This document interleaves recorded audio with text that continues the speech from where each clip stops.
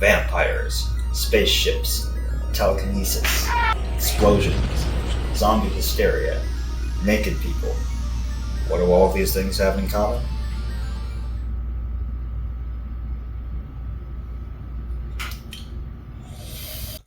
Today we're going to talk about Lifeforce. This movie defies comprehension. I love it to death, but I have no words to adequately introduce it. So, things start off aboard the space shuttle Churchill, which, very importantly, has fully functioning artificial gravity in the year 1985. The Churchill is the first spacecraft equipped with the Nerva engine. It propels the Churchill with constant acceleration, enough to create Earth-type gravity for the first time on an extended flight. We are off to a riveting start. The crew has set out to, I guess, look at Halley's Comet, which for whatever reason involves flying into it. It's a good thing that they do though, for hidden within the coma of the comet is an inciting incident. More specifically, they find a 150-mile long flying butt plug. As one does. Inside the thingy, they float around for a bit, making some incredibly shrewd observations.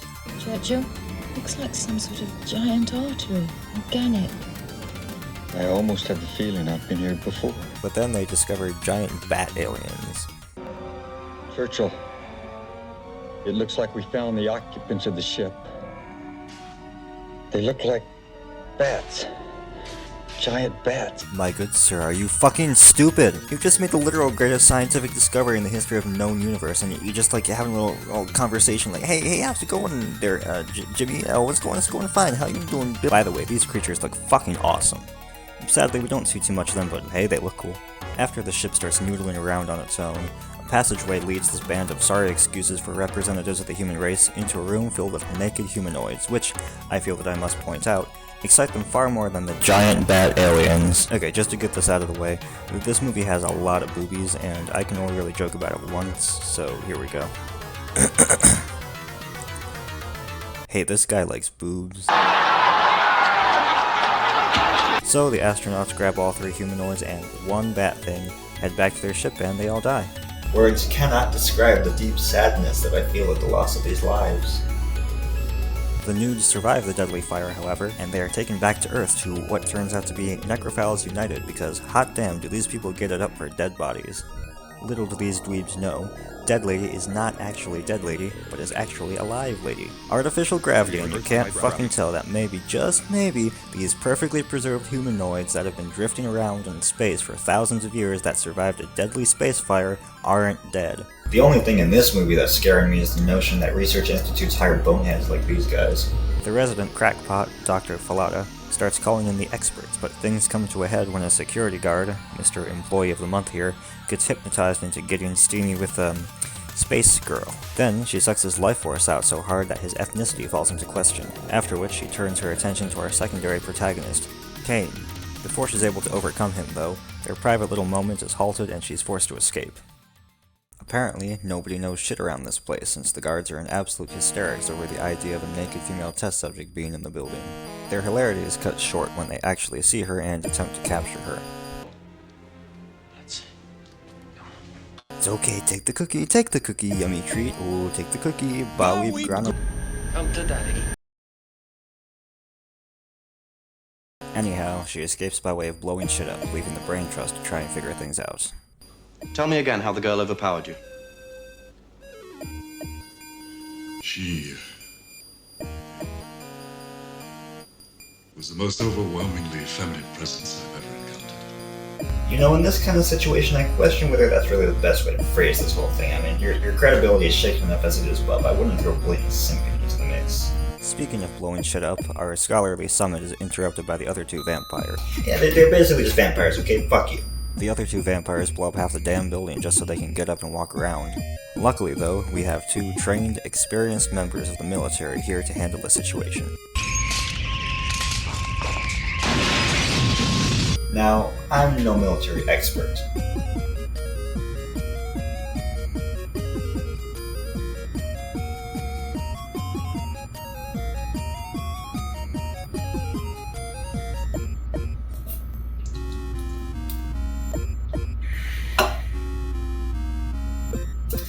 Having apparently dispatched the two vampires, they decide to finally do an autopsy on the guard that got sucked earlier, and things get a little interesting when this friggin' anorexic zombie does a little mouth-to-mouth with the doctor and does a switcheroo. I had no idea it could be passed on. Okay, buddy, that is the most shameless attempt at trying to sound like you understand the situation that I've ever heard. Next, we meet some police officers who have found another victim and are questioning two bright young witnesses. No, that's why we noticed it. She was with a dark-haired girl. A real good-looking bird and all. Didn't have a lot of clothes on either. We thought they might be, well, you know. We angled on back to see if maybe we could, you know, see him doing something. They pick up the body of another victim, taking it back to the Institute for study. As it turns out, after about 2 hours, the infected, possessed, zombified. The movie never makes this clear. People get all buggered up, which makes them horny and contagious. Lifeforce, more like force will advance at them. But yeah, people blow up after 2 hours without sucking people. The victims need regular infusions of energy, otherwise... Otherwise what? Otherwise their IQ hits about your level, dumbass. You just saw this fucking human disintegrate like a terminally ill souffle, and you don't fucking know what'll happen if they don't get a little of your life juice. Well, that's just fucking dandy. I'm glad the nation is in the hands of such capable and competent men who are able to think on their feet. Also, the space shuttle's escape pod has been found. Where, you might ask? Texas. So, about 45 minutes into the movie, we finally reunite with the actual main character, Colonel Carlson. You know, the horny astronaut who didn't give a fuck about the giant bat aliens. Basically, he explains that people were dying left and right, so he blew everything up. Quite sensible, actually. I do it all the time. And, while he's recovering, he has an interesting little dream which, long story short, means that he can detect Space Girl's mind from a distance. Mr. Astronuts and our intrepid team of geniuses go to a mental institute where they believe that the mind of Space Girl is occupying somebody. Again, this is one of those plot points that's just kind of rolled with despite never being explained. First, they check out this one girl who was shown previously to be possessed. Carlson busts out some moves, beats up a woman, and determines that she isn't the one after all, actually. As it turns out, the head honcho at the hospital is Space Girl's vessel, and by gosh, is this scene amazing. Tell her she has to talk to me! Tell her! Where's your body? Let me go! Let me go! Let me go! Let me go! Touch me, Carlson. Let me go!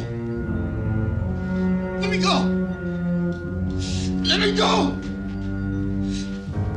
Let me go!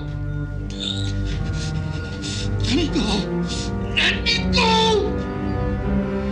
No! You let me go! Let me go! Let me go! Yeah, this movie is slightly unhinged, as the man says. Okay, so I have to ask, was it really necessary to Frankenstein's monster this innocent dude's neck with a double dose of a drug that he's already overdosed on? I think this dude is the one who needs a sedative. Why is this your first instinct?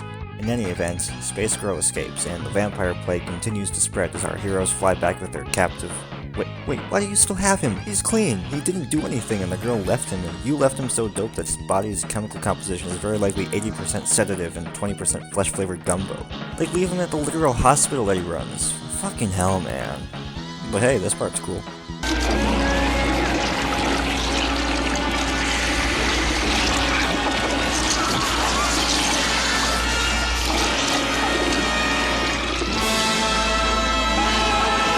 Fly the helicopter, you fucking moron. After this little oopsie, it's revealed that Colonel Carlson made out with Space Girl in space, which is what woke her up, and now the Lifeforce is flying all over the place and London is blowing up and it's also a zombie apocalypse now. Also, the Prime Minister is a horny zombie vampire as well. Rule Britannia, you sad sons of bitches.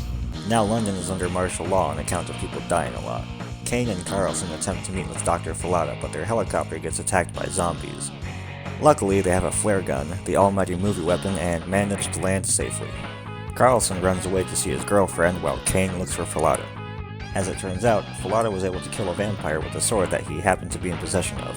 He still got infected though. What a loser.